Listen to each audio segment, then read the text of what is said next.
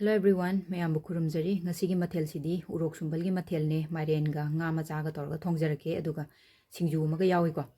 ado mayam si se yam haksang yam kana ba piba makhala mane koina khangna dadana chana da bai wane ba ko ado isu mapan da lera kan da khangbani ado mayam na si se Mairen ga thongba hawi habdu da isu mayam da share tok jagen tawbani ado mayam charam gi roi haibagi wakhal da ni koina semjara ise mayam charabra chadribra habdu su comment da phongtok piramu ko सीसे आईगी मथेल से अनीरक सुबो ओइना share तौजबनी ममांगदसु अइना अमदि share तौग्रबनेबको अदो सी लेजरे दुगा सिंजू सिना सीदा लेजरे को योंगचाक सिंजूनी सीसे अइना यामना हावना सेमजरके सिसु अदुदि अइ मयाम थोंग बहुजरअगे अदो हेक्लेइबा मना सिंगसे फजना चामथोकपिरनी को अदुगा माइरेन असोइबा खरा सेमजरे माइरेन से असंगबो ओइना तौरेको असंगबसिने एन हावी अनौबसे अदुगा योंगचाक अमा खोचरे योंगचाक सिना अखोइगी सिंजू गिनिको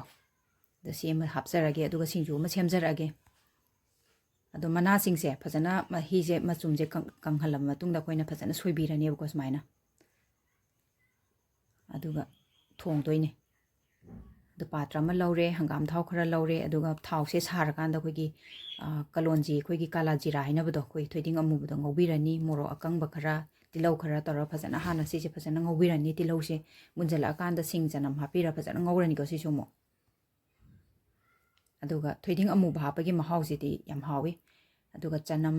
कनोसे फदिगोम असुबा मोरोक मचु के हापा फजना ngौबिरनी अदुगा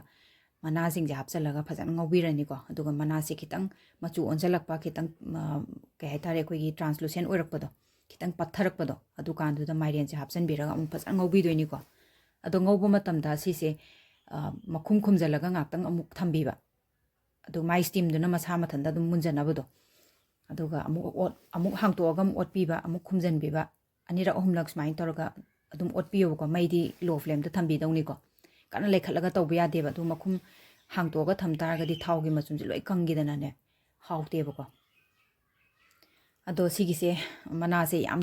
कानै हाइको खोइ हक्चांगदा अदो मयामना सुम गूगल दा सर्च तबो काना फंगनी बीपी से कोइगी रेगुलेट तवे हाइ अदुगा मीट फै अदगी मीट सोकपो खोटपसे फै हाइको अदुगा कोइगी स्किन से याम फबा हाइतारे स्किन से क्लैरिफाइड ओइबा हाइतारे अदो nga macha tawthoga thambane sima hapchare aduga phajana sogal halani ko aduga mahi kitang kangjali hai kan duda garam masala thum सिसे हना हापिरनी अदुगा आइना चीनी खितंग दि हापनेबको आइना चीनी हापसे खितंग कान थोखरेबा स्किप तोखरेबको हाबदि नमहौदबा हाइतारे अदु चीनी खितंग हापिरो अदुगा फदिगोम दुम जाइसनबिरगा दुम लोइरेको अदुगा सिंजूसिना सिदैसते लेजरे मोरोक उ मोरोक ने ngari ने थुम ने तोरगा पेस्ट अमा आइना सेमजरे अदु सिंजूसे सेमजरअगेको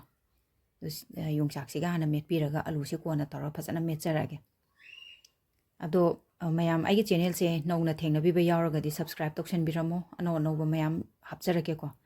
अदो मैमनसु अदुम सपोर्ट तौबिबो अइना लाइक अममतंग नंबिरमो सिंजू पांबीबा यावरगना सिंजूगी लाइक अमा नंबिरमो अदुगा माइरेनगी मथेलजिमा पांबीबा यावरगना माइरेनगी मथेलसे असिगी लाइक अममतंग नंबिरमोको अदुम सपोर्ट तौबियोबा अदो मैम सिसे सिंजू से लोइजरेको अदुना चाकलुक से सेमजरअगे सिलाइजरेको इंजांग मथेलसे दुगा सिंजू से लेजरे अदुगा nga atawba maga hapjare ko aduga hawai maton kharaga hapjare adu mayam sida leijare aigi thali se aigi chagluk adu mayam support to biyo aigi anauba channel habati kuina di hangjadi kui triba ko do aina sum khotna jabagi kitang di kana do kitang mayam na pibiyo ba khotna jabado do mayamna su zum support tawbinaba ne do mayamda su haijari do mathangda anauba recipe mamuk anauba mathela mamuk puraga lakjage ngasigidi mayamdagi bye bye